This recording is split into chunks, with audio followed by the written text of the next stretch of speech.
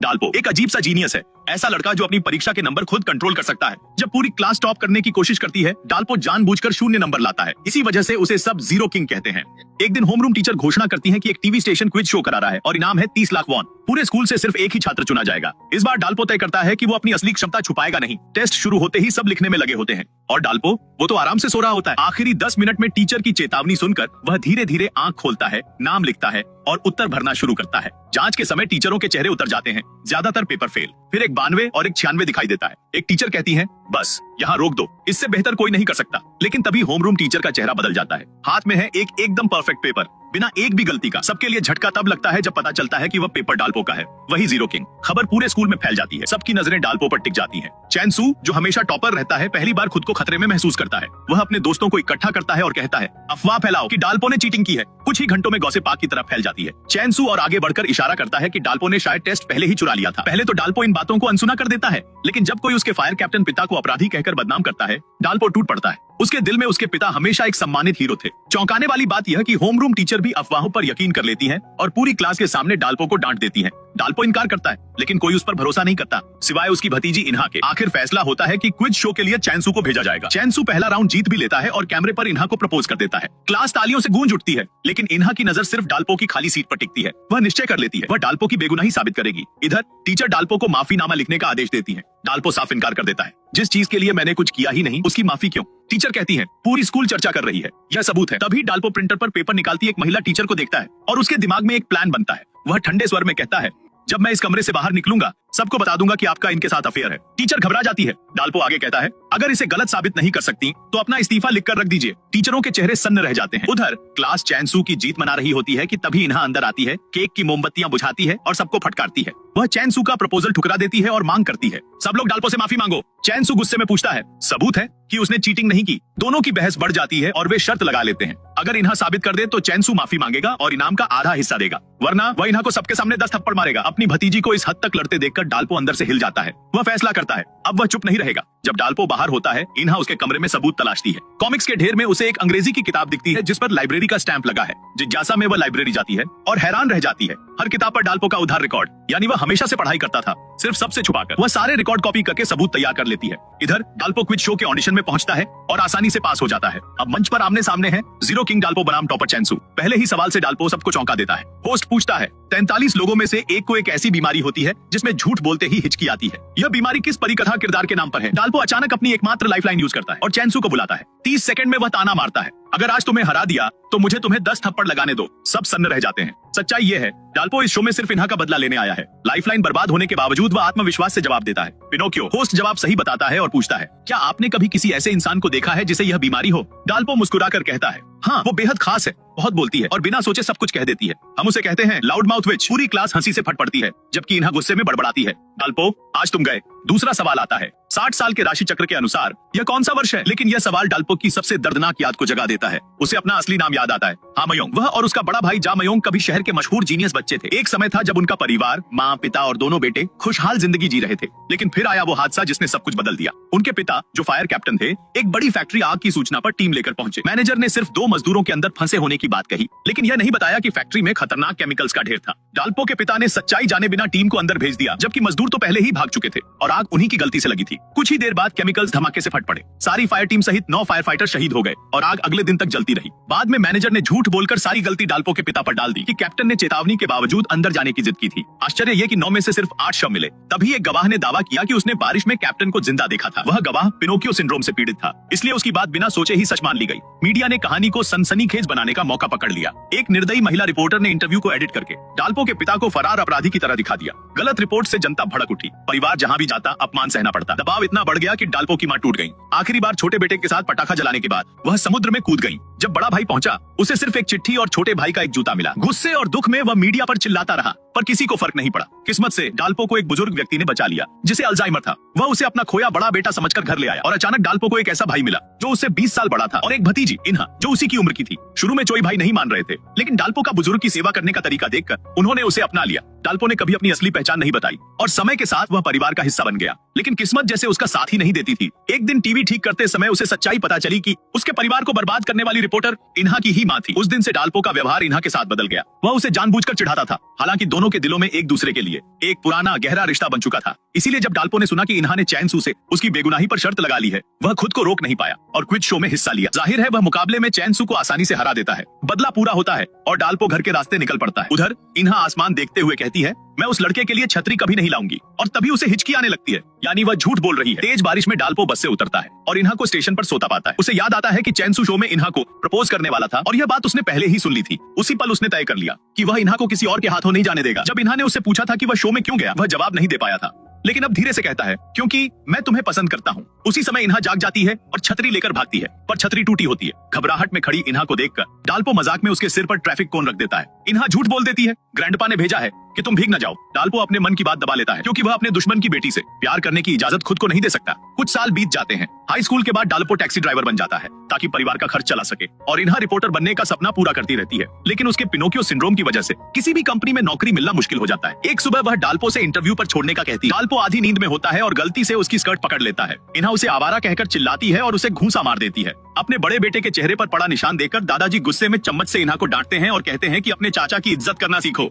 जल्द ही वे इन्हा के 35वें इंटरव्यू पर पहुंचते हैं, इस बार उसी कंपनी में जहां उसकी मां काम करती है। घबराई हुई इन्हा का मन हल्का करने के लिए डाल्पो उसे 5000 वॉन का लकी बटन खरीदने को कहता है। तभी 13 साल से गायब उसकी मां का अचानक इन्हा को मैसेज आता है। इन्हा खुशी के आंसुओं में टूट जाती है और तुरंत डाल्पो को बताती है, लेकिन डाल्पो को इसमें कोई खुशी नहीं होती, क्योंकि उसका दिल अब भी उस महिला के लिए नफरत से भरा हुआ है जिसने उसका परिवार उजाड़ दिया था। कंपनी पहुंचकर इन्हा अपनी मां के पोस्टर को देखकर उम्मीद से बाहें फैलाती है, लेकिन मिलते ही उसकी सारी उम्मीद टूट जाती है। मां के चेहरे पर न कोई खुशी न अपनापन, बस ठंडा सा व्यवहार। इंटरव्यू लेने वाले तुरंत नोटिस करते हैं कि इन्हा को पिनोकियो सिंड्रोम है और सीधा कह देते हैं कि ऐसी लड़की रिपोर्टर नहीं बन सकती। इन्हा समझाती है, झूठ न बोल पाने वाला रिपोर्टर तो और भी भरोसेमंद होगा। तभी उसकी मां मिस सॉन्ग एक टेस्ट देती है, अगर तुम अपनी हिचकी रोक पाओ तो तुम्हें नौकरी मिल जाएगी। जाहिर है इन्हा हिचकी रोक नहीं पाती। मिस सॉन्ग कहती है, रिपोर्टर को कभी कभी झूठ बोलना पड़ता है, क्योंकि कई बार सच भी झूठ पर ही टिकता है, और फिर बेरहमी से इन्हा का रिजल्ट सुना देती है, फेल। इन्हा पूरी तरह टूट जाती है। वह चेक करना चाहती है कि जो मैसेज उसे आया था वो सच में मां ने भेजा था या नहीं, लेकिन पता चलता है कि मां ने तो अपना नंबर ही बदल दिया है। धीरे से वह फुसफुसाती है, मां मुझे आपकी याद आती है। जवाब में मिस सॉन्ग बस औपचारिक सा आलिंगन देती है और कहती है, मुझे तुम्हें याद करने का समय ही नहीं मिला। इन्हा का दिल पूरी तरह बिखर जाता है। वह उसी नंबर पर कॉल करती है जिसने उसे संदेश भेजा था। गुस्से में पूछती है, मेरे मैसेज चुराकर तुम मुझे इतना कमजोर क्यों महसूस करवाते हो? उधर सिर्फ खामोशी, लेकिन कॉल कटने के बाद वही व्यक्ति बार बार कहता रहता है, मुझे माफ करना। इधर डाल्पो सड़क किनारे बेचैनी से इंतजार कर रहा है। तभी वह इन्हा को आंसुओं में भीगते हुए बाहर भागते देखता है। वह उसे कॉल करता है, पर इन्हा फोन नहीं उठाती और मैसेज करती है, मैं मां के साथ हूँ, बात नहीं कर सकती। डाल्पो उसकी झूठ को पहचानता है, लेकिन उसे शर्मिंदा न करने के लिए सच को नजरअंदाज कर देता है। थोड़ी देर के बाद डाल्पो का मन नहीं मानता, वह वापस लौट जाता है, लेकिन इन्हा वहां से जा चुकी होती है। आगे जाकर वह मिस सॉन्ग को टैक्सी बुलाते हुए देखता है। उसी क्षण उसका दिल गुस्से से भर उठता है, पर इन्हा की खातिर वह खुद को रोक लेता है। वह मिस सॉन्ग से पूछता है, आप अपनी बेटी के साथ इतना सख्त व्यवहार क्यों करती हैं? मिस सॉन्ग बेपरवाही से कहती हैं, उसे समझाओ कि ऐसे सपनों का कोई भविष्य नहीं होता। उधर इन्हा घर जाकर अपनी सारी पत्रकारिता की किताबें समेटती है और उन्हें जलाने की सोचती है। घर लौटते समय दादाजी बताते हैं कि इन्हा सूटकेस लेकर कहीं निकल गई है। डाल्पो घबराहट में भागता है। छत से इन्हा के एडमिशन टिकट के टुकड़े गिरते हैं। वह तेजी से ऊपर दौड़ता है और हिचकी की आवाज सुनते ही उसे चैन आता है। इन्हा को देखकर वह धीरे से कहता है, मुझे आज सब पता है, जो कुछ भी तुम्हारे साथ हुआ। इन्हा शर्मिंदा होकर रो पड़ती है। वह जानती है कि डाल्पो ने अपने सपनों की कुर्बानी देकर हमेशा उसका साथ दिया है, और फिर भी वह हर बार असफल हो रही है। वह कहती है, मैं हार गई हूँ, मैं अब और बोझ नहीं बनना चाहती। लेकिन उसकी हिचकियां बता देती हैं कि वह झूठ बोल रही है। अंत में वह टूटकर कहती है, मैं छोड़ना नहीं चाहती, पर क्या करूं? अचानक डाल्पो उसका हाथ पकड़कर कहता है, तो फिर चलो हम दोनों रिपोर्टर बनते हैं, साथ मिलकर लड़ेंगे और सच्चाई को सच में सच साबित करेंगे। इसके बाद आने वाले महीनों में डाल्पो दिन रात पढ़ाई करता है, इन्हा के साथ इंटरव्यू की तैयारी करता है। दादाजी को चिंता न हो इसलिए उनसे छुपता रहता है, लेकिन बुजुर्ग पिता सब समझ चुके होते हैं। एक दिन वह उत्साह से डाल्पो को नाई की दुकान ले जाते हैं, स्टाइलिश हेयर कट चुनते हैं, फिर उसके लिए एक बढ़िया सूट खरीदते हैं। तैयार होकर जब डाल्पो बाहर आता है, दादाजी की आंखों में गर्व चमकने लगता है। अरे ये कौन है? डाल्पो आईने में खुद को देखकर असहज हो जाता है। वह अब उस बूढ़े का भोला बेटा नहीं दिखता। तभी दादाजी सच बता देते हैं, मुझे हमेशा पता था कि तुम मेरे असली बेटे नहीं हो, पर मैं तुम्हें खोना नहीं चाहता था। फिर वह गंभीर आवाज में कहते हैं, अब मेरी चिंता मत करो, जाओ अपनी जिंदगी जियो। डाल्पो आंसू रोक नहीं पाता, आप हमेशा मेरे पिता रहेंगे। घर पहुंचने पर चोई उसे पहचान नहीं पाता और पूछता है, पिताजी ये मेहमान कौन है? दादाजी मुस्कुराते हुए कहते हैं, ये तुम्हारे बड़े भाई हैं। जैसे ही डाल्पो घर में दाखिल होता है, बाहर आती इन्हा उत्साहित होकर कहती है, मेरे अंकल आज तो कमाल लग रहे हैं। बूढ़े पिता गर्व से मुस्कुराते हैं। डाल्पो की स्मार्टनेस और अच्छी शक्ल हमारी फैमिली से ही मिली है। चोई अपनी बेटी को इतने प्रभावित होते देखकर चौंक जाता है। कल तक तो वह उसे सबसे प्यारी और सुंदर गर्ल कह रहा था, लेकिन आज डाल्पो को देखकर उसे लगता है कि उसकी बेटी तो उसके लायक ही नहीं। वह तुरंत उसे डांटता है, ये पुराने कपड़े फेंक दो। इन्हा गुस्से में याद दिलाती है, आपने ही कहा था मैं मिस कोरिया से भी सुंदर हूँ। चोई फौरन बहाना बनाता है, अरे मैं नशे में था। वह चेतावनी देता है, ऐसे व्यवहार करोगी तो डाल्पो सोचेगा कि तुम बहुत आसान हो। इन्हा झुंझलाकर कहती है, ये सब नामुमकिन है। डाल्पो ने मुझे कभी लड़की की तरह नहीं देखा और मैंने भी उसे कभी लड़के की तरह नहीं। कमरे के बाहर खड़ा डाल्पो यह सुनकर रुक जाता है, लेकिन उसके बाद की बात सुन नहीं पाता। अंदर इन्हा अपने पिता से कह रही होती है, डाल्पो को हल्के में मत लेना, उसकी शक्ल, उसकी सोच और उसकी स्किल्स सब टॉप 1% में आती है। ये कहते हुए वह धड़कते दिल के साथ अपने कमरे में चली जाती है। कुछ दिनों बाद रिपोर्टर की भर्ती शुरू होती है। डाल्पो सिर्फ 1 महीने में 3 साल का सिलेबस पूरा कर लेता है और लिखित परीक्षा पास कर लेता है। वह इन्हा को उसके 36वें इंटरव्यू तक लेकर आता है। वहीं उसकी मुलाकात होती है अपने सबसे बड़े प्रतिद्वंद्वी सीओ से। असल में सीओ ही वह इंसान है जो 13 साल तक गलती से इन्हा को टेक्स्ट करता रहा। वह उसकी माँ का पुराना नंबर इस्तेमाल कर रहा था और इन्हा समझती रही कि वह उसकी माँ है। समय के साथ सीओ को इस लड़की से लगाव हो गया, पर उसने अपनी असल पहचान एक अमीर घराने के वारिस छुपा ली ताकि वह उसके और करीब आ सके। पहला इंटरव्यू शुरू होता है। तीनों एक ही ग्रुप में है। डाल्पो नोटिस करता है कि सीओ लगातार इन्हा को देख रहा है, तो वह मजाक में कहता है, दोस्त तुम्हारी नाक बह रही है। वीडियो रिपोर्टिंग टेस्ट में डाल्पो सबसे पहले नंबर पर है, जो कि सबसे मुश्किल पोजीशन है। वह बिना तड़का लगाए सच बताता है। बाकी 2 प्रतियोगी उसके रिपोर्ट में मसाला जोड़कर उसे और रोचक बनाते हैं। इन्हा की बारी आती है। वह भी डाल्पो की तरह बिल्कुल सच बोलती है। इंटरव्यूअर पूछता है, तुमने दूसरों जैसा क्यों नहीं बोला? इन्हा सच बताने ही वाली होती है कि उसे पिनोकियो सिंड्रोम है, लेकिन डाल्पो और सीओ दोनों उसे रोकते हैं। एक रिपोर्टर का काम है सच को प्राथमिकता देना, न कि उसे सजाना। पहला राउंड खत्म होता है और इन्हा सोचती है कि वह फिर फेल हो गई। वह खुद को डाल्पो के लिए बोझ महसूस करती है, लेकिन डाल्पो उसे दिलासा देता है, चाहे जो भी हो मैं तुम्हारे साथ रहना चाहता हूँ। सीओ इस नजदीकी से जल उठता है। उसी बीच रिजल्ट आता है, दोनों पास। घर में खुशी फैल जाती है, लेकिन जोई परेशान है। उसे तो अपनी बेटी और डाल्पो करीब आते हुए दिख रहे हैं। कंपनी में दूसरा राउंड शुरू होता है,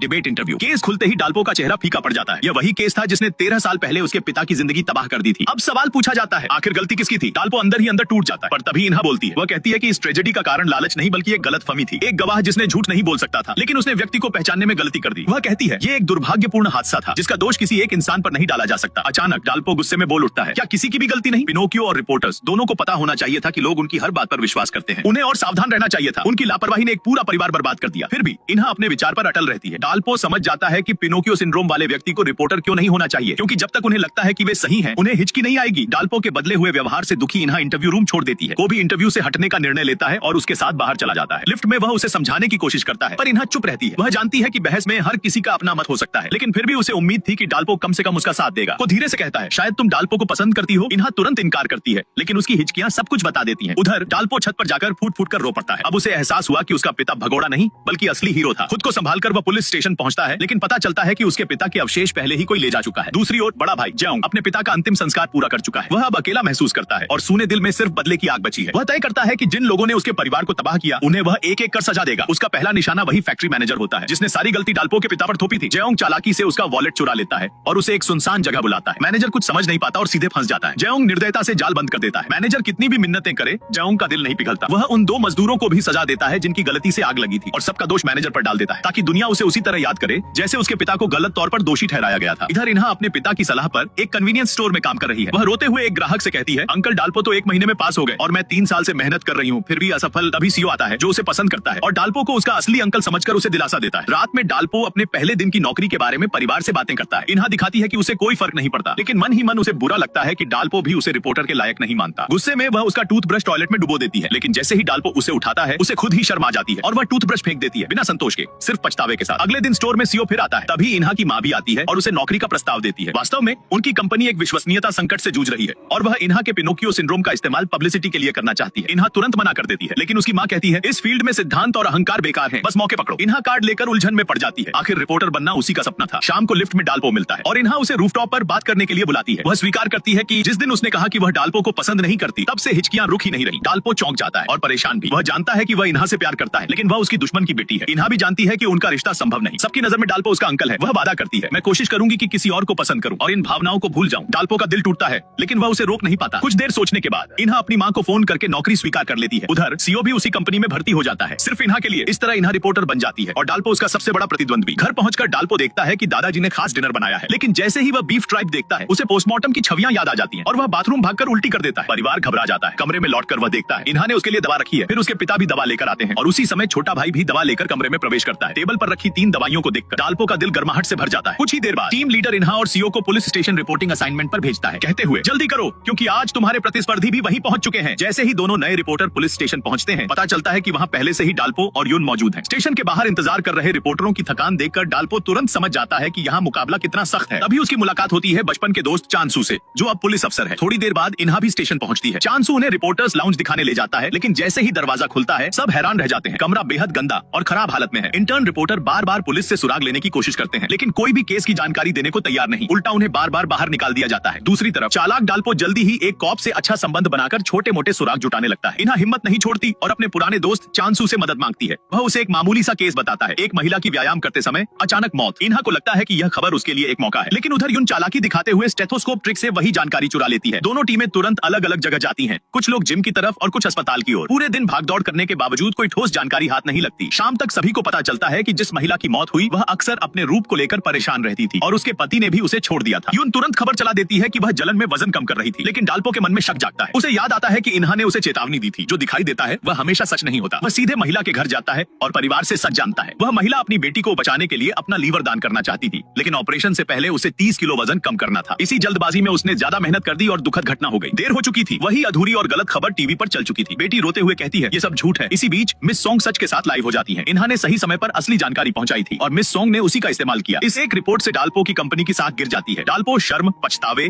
और गुस्से में कंपनी से गायब हो जाता है। उसे वही कमरा याद आता है जहां उसने इन्हा पर तंज कसा था कि वह सावधान नहीं है। आज वही गलती वह खुद कर चुका है और एक परिवार को दर्द दिया है। घर जाकर वह अपने पिता से कहता है कि रिपोर्टर बनना बुरा फैसला था, कम पैसे, ज्यादा डांट और हर दिन तनाव। वह नौकरी छोड़ने की बात करता है, लेकिन बूढ़ा पिता तुरंत समझ जाता है और कहता है भागना आसान है, लेकिन क्या तुम वाकई इससे डर नहीं रहे? डाल्पो को बातें चुप जाती हैं। रात को वह अपने फोन पर इन्हा के मिस्ड कॉल देखता है और वह वादा याद करता है, एक साथ रिपोर्टर बनेंगे। अगली सुबह वह हिम्मत जुटाकर ऑफिस वापस जाता है। उसे लगता है कि टीम लीडर उसे खूब डांटेंगे, लेकिन उल्टा लीडर कहते हैं ये गलती मैं भी कर चुका हूँ, इसे सीख समझकर आगे बढ़ो। डाल्पो फिर से काम में जुट जाता है। पुलिस स्टेशन में इन्हा एक नए केस आगजनी के बारे में जानकारी जुटाने की कोशिश कर रही होती है। तभी डाल्पो वहाँ पहुँचता है और इन्हा घबराकर डगमगा जाती है। वह उससे बात नहीं करना चाहती और सेयो उसे सहारा देकर ले जाता है। डाल्पो उसे जाते हुए देखता रह जाता है। तभी एक नया सुराग सामने आता है। आगजनी का मुख्य संदिग्ध वही फैक्ट्री मैनेजर है जिसने डाल्पो के पिता पर पुराना आरोप लगाया था। कॉल रिकॉर्ड देखते समय डाल्पो को एक परिचित नंबर दिखता है, एक ऐसे बूढ़े आदमी का जिसकी गाड़ी को कभी उसने ठीक कराने में मदद की थी। डाल्पो उसे मिलने जाता है, लेकिन जैसे ही वह आदमी पास आता है डाल्पो का चेहरा हैरानी से जम जाता है। वह कोई और नहीं, उसका वर्षों से बिछड़ा हुआ बड़ा भाई था। जब वह आदमी अपना नाम जायोंग बताता है तभी डाल्पो समझ जाता है वह कोई और नहीं, उसका बिछड़ा हुआ बड़ा भाई ही है। लेकिन तुरंत एक खौफनाक ख्याल उसके दिमाग में आता है। आगजनी केस के जिन 3 लोगों ने उसके पिता पर झूठा इल्जाम लगाया था वो तीनों एक एक करके रहस्यमयी तरीके से गायब हो चुके हैं। डाल्पो को शक होने लगता है कि शायद उसका भाई किसी खतरनाक रास्ते पर चल पड़ा है। इसी वजह से वह अपनी पहचान छुपा लेता है। तभी अचानक पुलिस वहां पहुंच जाती है। डाल्पो जल्दी से जायोंग को खींचकर दूर ले जाता है, लेकिन चांसू उन्हें दूर से देख लेता है। बाद में दोनों एक छोटे से ढाबे में बैठते हैं। डाल्पो ट्रक के नुकसान के पैसे देना चाहता है, मगर जायोंग मुस्कुराकर मना कर देता है। ये तो किस्मत थी, हम दोस्त बन सकते हैं। जाने से पहले वह यह भी नोटिस करता है कि डाल्पो बिल्कुल उसके छोटे भाई जैसा दिखता है। डाल्पो खुद को रोक नहीं पाता और पूछ बैठता है क्या मैं आपको अपने बड़े भाई की तरह मान सकता हूँ? जायोंग खुशी से हाँ करता है। डाल्पो मन की तड़प से टैक्सी लेकर उसका पीछा करता है, यह देखने के लिए कि वह कैसे रहता है और कहीं केस में फंसा तो नहीं। लेकिन दरवाजे की घंटी बजाने की हिम्मत नहीं जुटा पाता।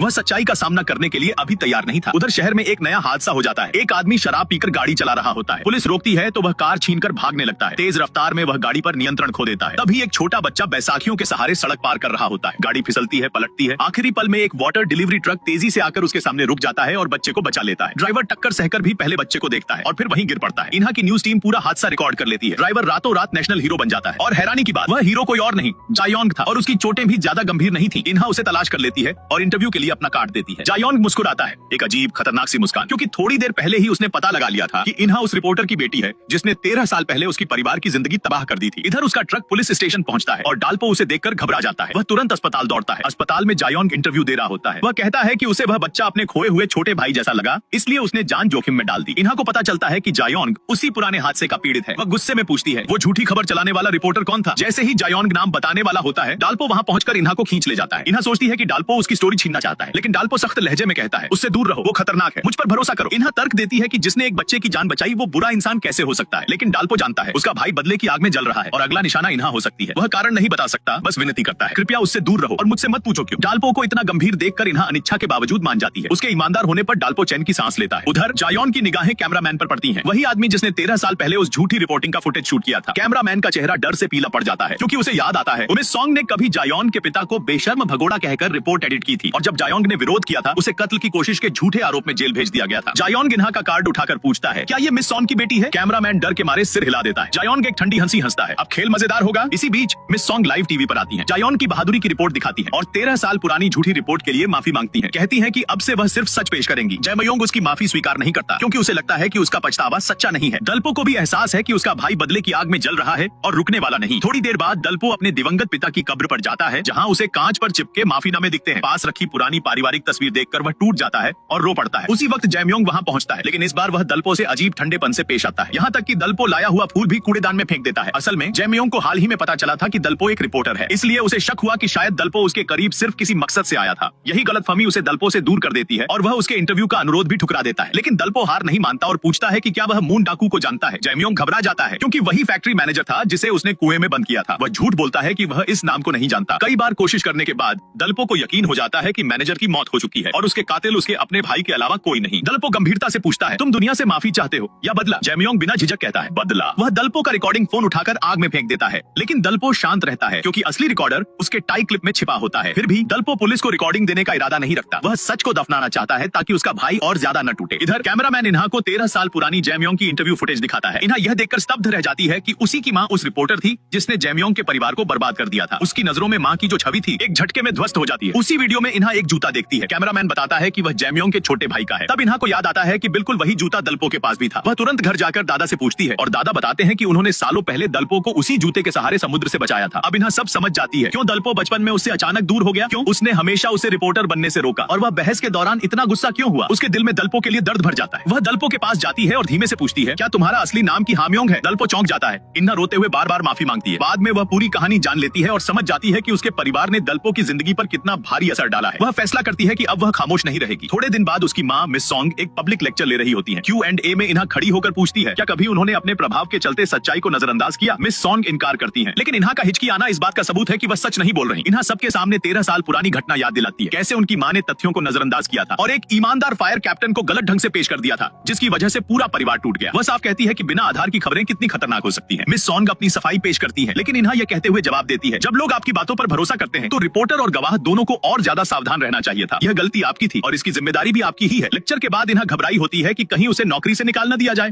दल्पो पूछता है कि उसने ऐसा क्यों किया। इन्हा कहती है कि वह सच जानकर चुप नहीं रह सकती। जब दल्पो पूछता है कि क्या वह अपनी मां को लेकर चिंतित नहीं है, तो वह स्वीकार करती है कि है, लेकिन सच से मुंह नहीं मोड़ा जा सकता। थोड़ी देर बाद दल्पो को सीओ का फोन मिलता है। जेमयोंग इन्हा की कंपनी में है। दल्पो तुरंत भागते हुए वहां पहुंचता है और देखता है कि जेमयोंग इन्हा का पीछा कर रहा है। जेमयोंग इन्हा को पकड़कर पूछता है कि उसे उसके परिवार के बारे में इतना कैसे पता है, लेकिन इन्हा सच्चाई बताने से इनकार कर देती है। तब यह ठीक समय पर दल्पो पहुंचता है और अपने भाई को शांत करने के लिए सच उजागर करता है कि वह वास्तव में हाम्योंग है। शुरुआत में जेमयोंग भरोसा नहीं करता, लेकिन जब दल्पो उसे याद दिलाता है कि बचपन में किस तरह उसने उनके पिता के लौटकर आने का झूठा दिलासा दिया था, तब उसे एहसास होता है कि सामने खड़ा लड़का सच में उसका छोटा भाई है। दोनों भावुक होकर एक दूसरे को गले लगा लेते हैं। कुछ देर बाद दोनों एक रेस्टोरेंट में बैठते हैं जहां जेमयोंग बचपन वाला पसंदीदा पिज्जा ऑर्डर करता है। वह पूछता है कि दल्पो कैसे बचा रहा। दल्पो बताता है कि एक बुजुर्ग व्यक्ति ने उसे अपने बेटे की तरह पाला। बात के दौरान लोग जेमयोंग को पहचानने लगते हैं। उन्हें यह विडंबना चुभती है कि जिसने उनके पिता को बदनाम किया था वही आज जेमयोंग को राष्ट्रीय हीरो बना चुकी है। जेमयोंग अपने भाई से कहता है कि वह हमेशा दल्पो बनकर ही जिए और उनकी असली पहचान दुनिया से छिपाए। दल्पो कारण पूछता है और जेमयोंग टूटते हुए स्वीकार करता है, मैंने लोगों को मार दिया। यह सुनकर दल्पो का दिल चीर जाता है। इधर कंपनी में यून बताती है कि पुलिस अब जेमयोंग को आगजनी केस में संदिग्ध मान रही है। चैनल इसे बड़ी खबर समझता है, लेकिन दल्पो घबरा जाता है। वह नेता को सच बताकर भरोसा दिलाता है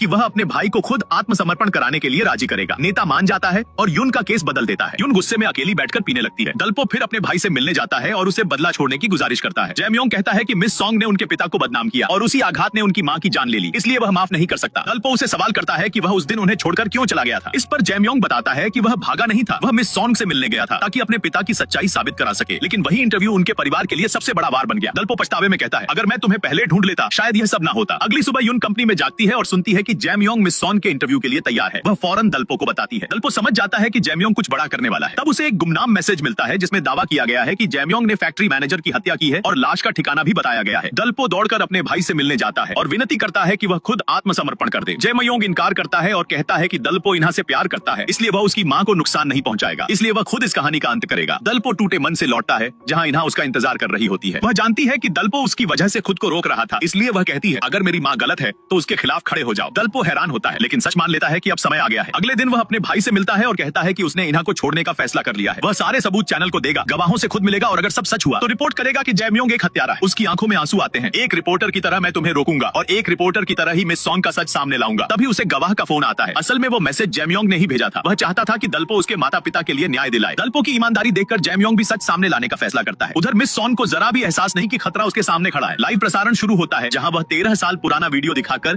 जनता की सहानुभूति लेना चाहती है। जेमयोंग मिस सॉन्ग से पूछता है कि वह असली बिना एडिट वाला फुटेज क्यों नहीं दिखा रही। मिस सॉन्ग नर्वस हो जाती है और विषय बदलने की कोशिश करती है, लेकिन जेमयोंग उसे आरोप लगाता है कि उसने वीडियो एडिट करके उसके पिता को गलत तरीके से पेश किया। वह साजिश और एडिटिंग के लिए उसकी निंदा करता है। मिस सॉन्ग यह कहकर बचने की कोशिश करती है कि उस समय न्यूज रूम का अनुभव कम था, लेकिन जेमयोंग नहीं रुकता। वह तीखी तंज के साथ कहता है, 13 साल पहले आपने बहादुर फायर फाइटर को फरार दिखाया और अब आप मुझे, जो कि बदला लेने वाला हूँ, हीरो बना रही है। इस पर सभी लोग हैरानी से उसे देखते हैं। इसी बीच दल्पो घटना स्थल पर पहुंचता है और सच जनता के सामने लाता है। एक इंटरव्यू वीडियो में जेमयोंग स्वीकार करता है कि उसने अपने पिता को फंसाने वाले 3 लोगों को खत्म किया और सबूत भी पेश करता है। रिपोर्ट के अंत में दल्पो दृढ़ता से कहता है, मैं हूँ कि हाम्योंग। तभी उसके दत्तक पिता और छोटे भाई को असली पहचान पता चलती है। पुलिस की गाड़ियां सड़क पर आती हैं। 13 साल बाद 2 भाई फिर मिलते हैं, लेकिन जेमयोंग धीरे से कहता है, काश हम पहले मिलते। दल्पो पछतावा जताता है और बार बार माफी मांगता है, लेकिन जेमयोंग उसे दोष नहीं देता। वह सिर्फ चिंता चिंता करता है कि उसका छोटा भाई मिस सॉन्ग का सामना अकेले करेगा। वह उसे सच्चा रिपोर्टर बनने और अपने पिता के लिए अधूरा बदला पूरा करने के लिए प्रोत्साहित करता है। घर लौटकर दलपो अपने दत्तक पिता से विदा लेता है। जीवन यहाँ सुखद है, लेकिन वह अपने भाई के लिए अपराध बोध महसूस करता है। दत्तक पिता दुखी होते हैं, लेकिन जानते हैं कि उन्हें रोकना नहीं चाहिए। इन्हा जो कमरे में छिपी है अपने आंसू रोक नहीं पाती। जैमयोंग को फिर अपराध स्थल पर पुनः निर्माण के लिए ले जाया जाता है। रिपोर्टर्स उसका घेराव करते हैं और दृश्य 13 साल पहले जैसा लगता है, लेकिन अब जैमयोंग पीड़ित नहीं बल्कि बदला लेने वाला है। मिस सॉन्ग का करियर बुरी तरह प्रभावित होता है। दलपो उसे चेतावनी देता है, इतना आसानी से नहीं टूटना चाहिए, मजा तब नहीं आएगा। फिर मिस सॉन्ग के और झूठे रिपोर्ट सामने आते हैं। जनता नाराज होती है और कुछ लोग कंपनी के बाहर विरोध करते हैं। दूसरी तरफ एक और पीड़ित सामने आता है, मिस्टर पार्क, जो बस कंपनी के मालिक थे। उन्होंने भ्रष्ट ड्राइवर को नौकरी से निकाला था, लेकिन मिस सॉन्ग ने झूठा दावा किया कि ड्राइवर ने आत्महत्या की। असल में ड्राइवर दिल के दौरे से मर गया था। इसके बाद रिपोर्टर्स सच्चाई उजागर करने के लिए विभाजित हो जाते हैं। इन्हा मृत्यु प्रमाण पत्र की जांच करती है, को उसके पूर्व सहयोगियों से पूछताछ करता है। यून परिवार से मिलती है और दलपो मिस सॉन्ग से पुष्टि करता है कि उसने सही प्रक्रिया अपनाई थी या नहीं। मिस सॉन्ग कहती है कि हर अफवाह का जवाब देने की जरूरत नहीं, लेकिन दलपो ठंडे स्वर में पूछता है, क्या आप साबित कर सकती हैं कि यह सिर्फ अफवाह है? यह वही सवाल है जो मिस सॉन्ग ने वर्षों पहले दलपो से पूछा था। वह मौत के परिवार के बयान और कथित सुसाइड नोट का हवाला देती है, लेकिन दलपो लगातार सच्चाई की तरफ दबाव डालता है। दालपो जांच करता है कि क्या मौत का प्रमाण पत्र सही है। मिस सॉन्ग गुस्से में आ जाती है,